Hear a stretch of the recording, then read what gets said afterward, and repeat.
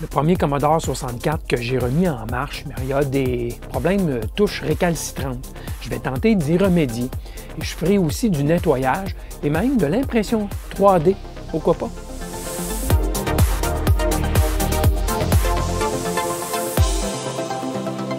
Bidouilleur, salut! Bien oui, je poursuis aujourd'hui cette série de remises en marche de matériel de Commodore 64. C'est un lot qui a été remisé pendant de nombreuses années dans un environnement pas très contrôlé, disons. Comme toujours, quand il s'agit d'une série de vidéos, je vous suggère de regarder les autres vidéos de la série avant celle-ci, puisque je procède par étapes. Vous trouverez un lien vers la série dans la description ci-dessous. Vous avez été beaucoup à faire des commentaires au sujet du Commodore 64 et je veux à nouveau vous remercier de votre soutien dans ce processus de remise en marche. Jusqu'à maintenant, j'ai foncé dans cet exercice sans trop fouiller sur le web, car je n'ai pas eu trop d'embûches. Mais je vais sûrement en frapper à un moment donné. Donc, je vous invite à continuer de me communiquer vos expériences et suggestions sur le Commodore 64 dans les commentaires sous la vidéo. Aujourd'hui, je vais m'attaquer à la réparation d'un des claviers du lot, car ils ont tous, les claviers, des intermittences de contact des touches. Et pendant que le clavier sera démonté du boîtier, je vais en profiter pour aussi faire un bon nettoyage du boîtier lui-même et je vais même le réparer. Alors, c'est parti! Maintenant que je sais que mon système fonctionne bien, nettoyage, pourquoi pas. Alors, j'ai démonté le clavier du couvercle. Le clavier est ici. Je l'ai marqué comme étant bon, mais il y a quand même 2 ou 3 clés qui sont plus difficiles à opérer. Donc, il va falloir le démonter, mais auparavant, je vais me risquer, pas avec celui-ci, avec d'autres que j'ai en surplus, au cas où je ferais des dommages. Je ne veux pas faire de dommages excessifs. Donc, lui, je le mets de côté pour l'instant. Je vais certainement le démonter et le nettoyer, mais je me suis concentré sur le boîtier. Alors, j'ai démonté le couvercle. J'ai retiré la LED ici dans le coin. C'est un support à LED classique, donc aucune difficulté. J'ai aussi retiré, quand est venu le temps, avec un couteau X-Acto, pour ne pas le nommer, là. C'est une étiquette en aluminium pré-encollée. Donc, je l'ai retiré. En entrant le couteau, elle s'est retirée très, très bien. Il restait de la colle sur l'étiquette, donc j'ai pu la reposer en place. Et ça tient très bien, il n'y a aucune difficulté. Alors, j'ai donc démonté l'étiquette. Ici, celle-ci, je n'ai pas démonté. Elle tenait bien, il n'y avait pas de difficulté.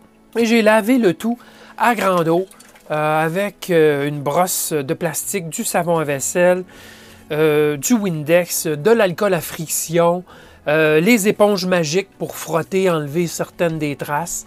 Écoutez, c'est un boîtier qui a vu beaucoup d'action. On va se le dire comme ça. Vous voyez, il y a des rayures par endroits. Il y a des traces, là. Il y en a partout. Regardez à l'avant, on les voit là, OK? Je pense que c'est un ordi qui a servi pour la formation professionnelle dans une école technique.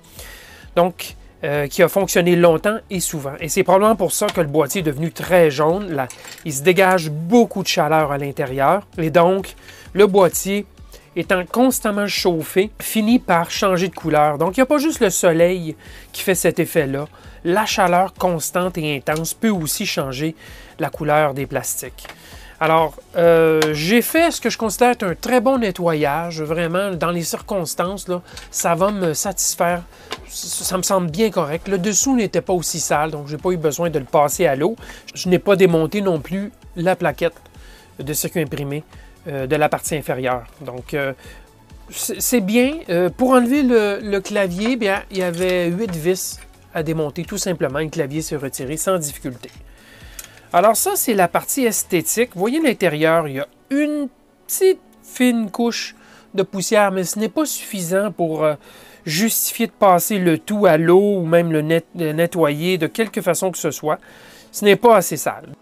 Ah oui, j'ai fait aussi le même traitement sur l'unité de disque Commodore 1541, donc un nettoyage approfondi. J'imagine que vous voyez la différence par rapport à ce qu'il y avait dans la vidéo précédemment.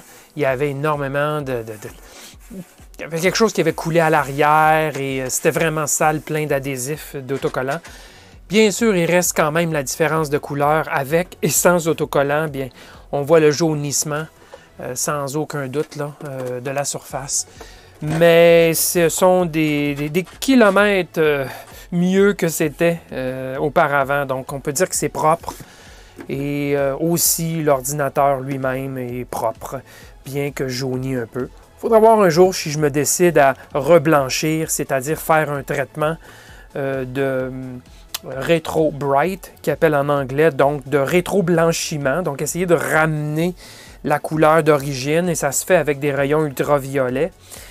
Et même, il y a des rumeurs que les laisser simplement au soleil quelques jours pourrait le ramener à l'état initial, mais moi j'ai l'impression qu'il restera toujours une petite différence de couleur, même si on le faisait avec du peroxyde d'hydrogène, qui est la technique privilégiée, là, ultraviolet et peroxyde d'hydrogène. Alors, je vais vous dire bien honnêtement, dans ce cas-ci, ça ne m'importe que très peu. Écoutez, quand on pense que ça a dormi pendant des années dans un cabanon de jardin, ou en tout cas quelque chose de similaire à cela, là, je pense que c'est très acceptable comme ça. En autant que ça fonctionne, c'est ça qui compte. Donc, ça va. J'ai récupéré un couvercle de la zone vidéo ici. Un couvercle pour boucher le trou, puisque ce sera mon unité de référence.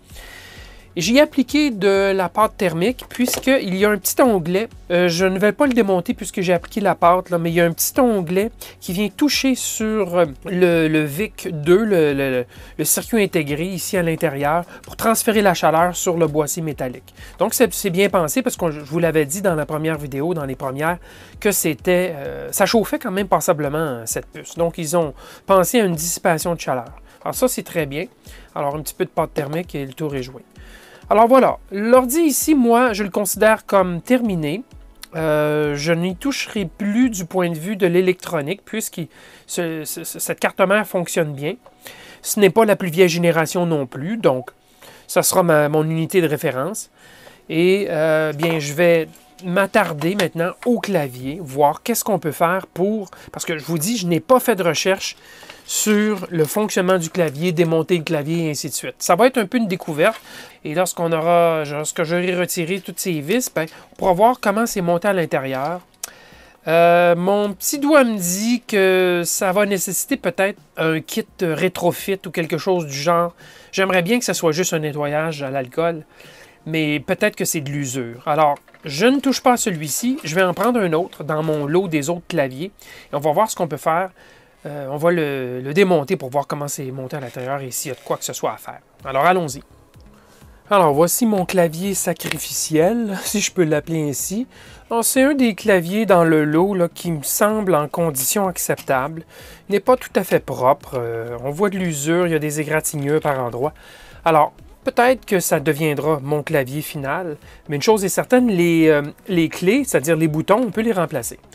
Alors, mais le mécanisme, on va l'ouvrir, on va regarder à l'intérieur, on verra comment on peut régler le problème. Mais sinon, les touches, mécaniquement, fonctionnent très très bien sur ce clavier.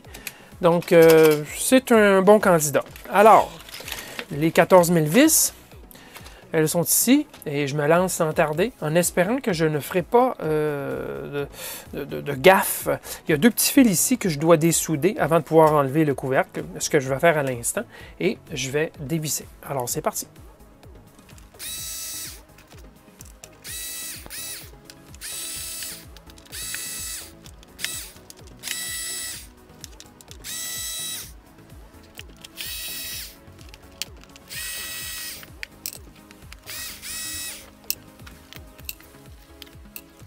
Bon, je crois avoir tout retiré. Oui, j'ai bien retiré toutes les vis.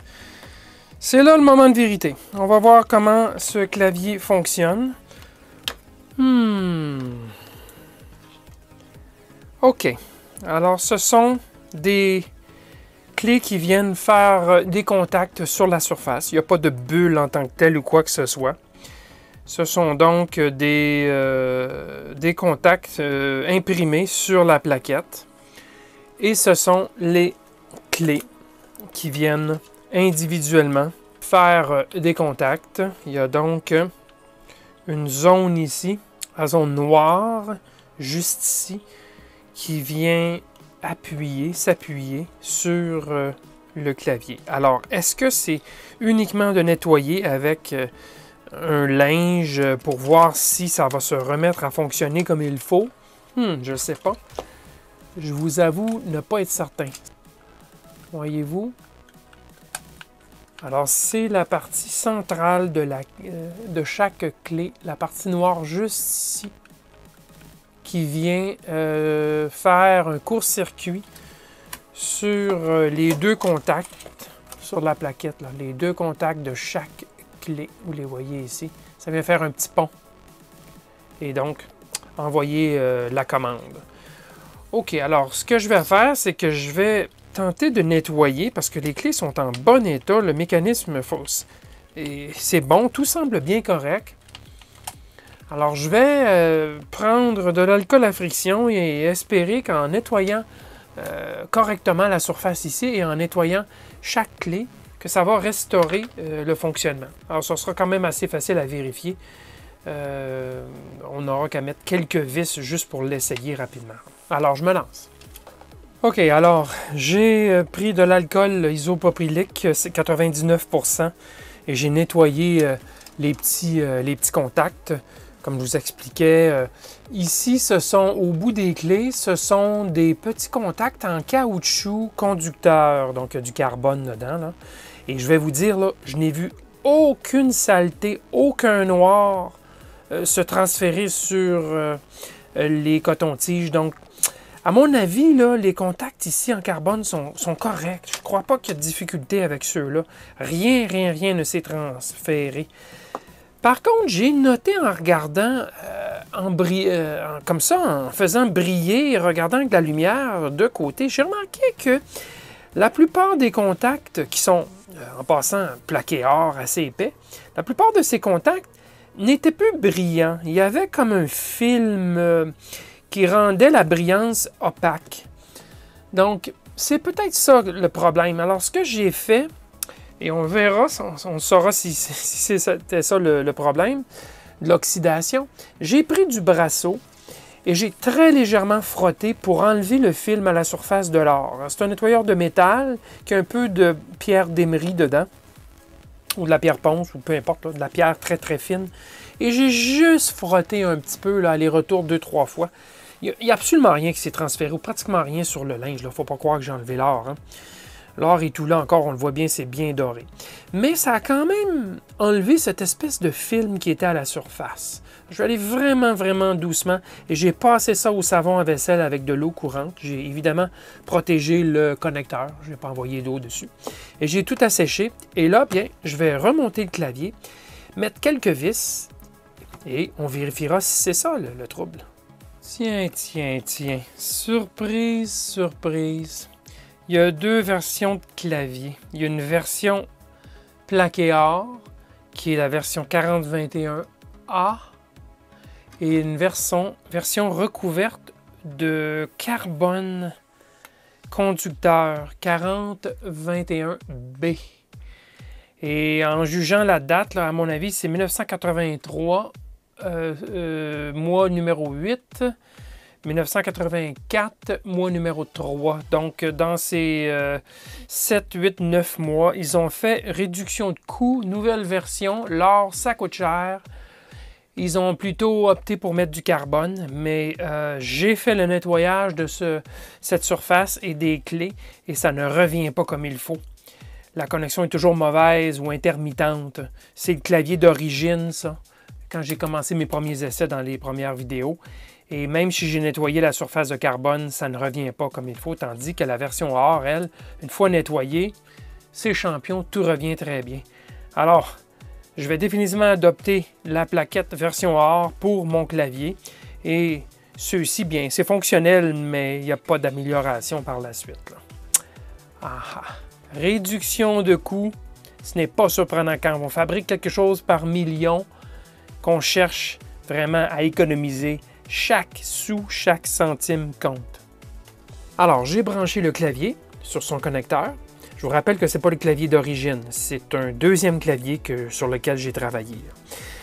J'ai branché l'alimentation et la vidéo. Alors, je suis prêt à mettre en marche et je vais vous montrer l'écran. Voilà. Et bon, parfait, c'est démarré. Moment de vérité, je vais tester le clavier, voir si tout semble bien fonctionner. Et oui! Et il n'y a aucun manquement jusqu'à maintenant. Aucun manquement. Absolument rien. Voilà, problème réglé. Ce qui est intéressant, c'est que tout ce que ça a nécessité, c'est un petit peu d'alcool à friction. Mais je vais vous dire bien honnêtement, à mon avis, ce qui a fait défaut, c'est la plaquette de circuit imprimé, l'espèce de petit film.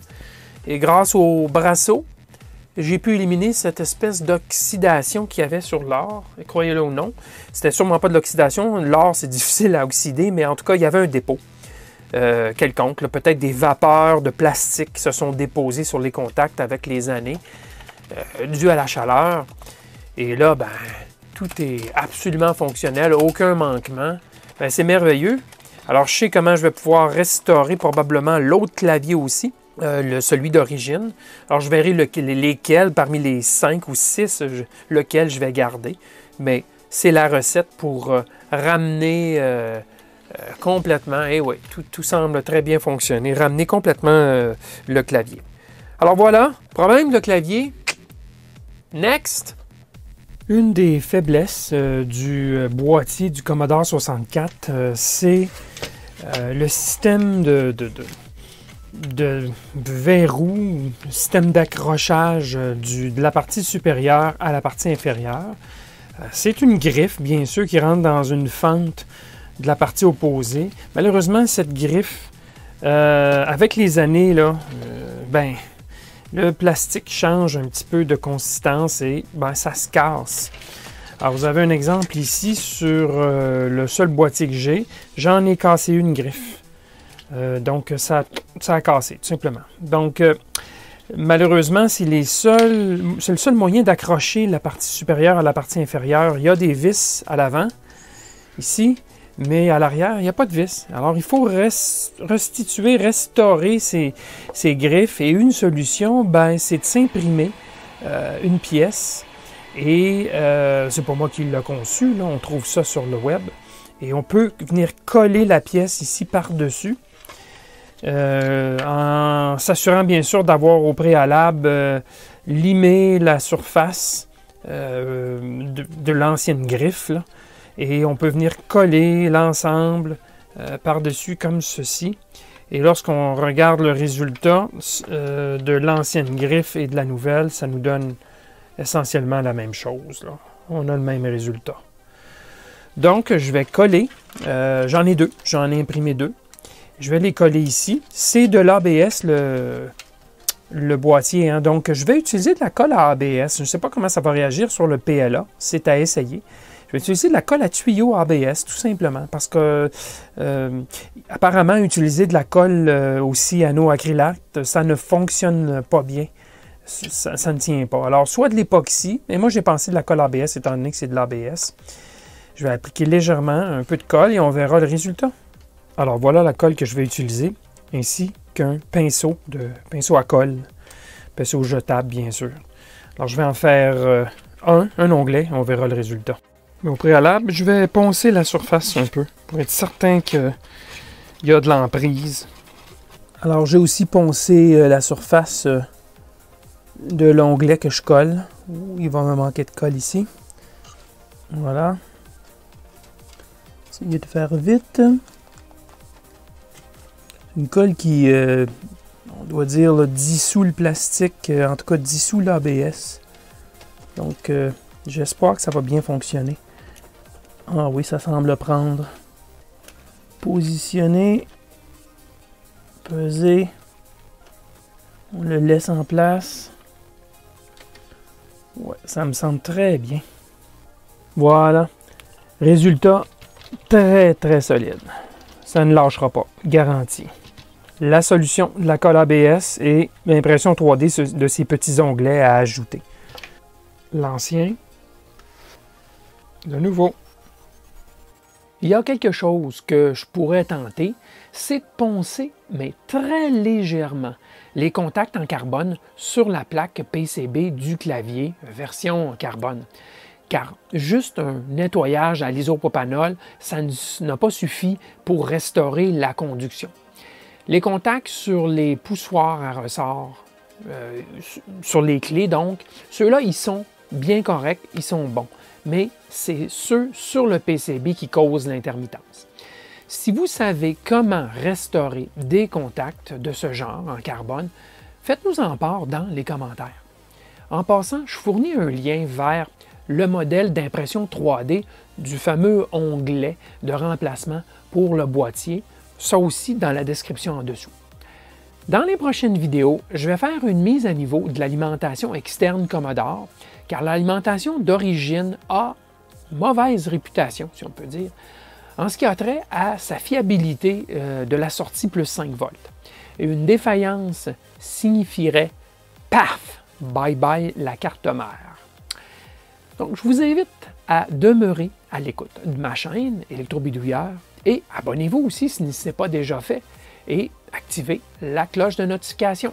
Merci et à la prochaine.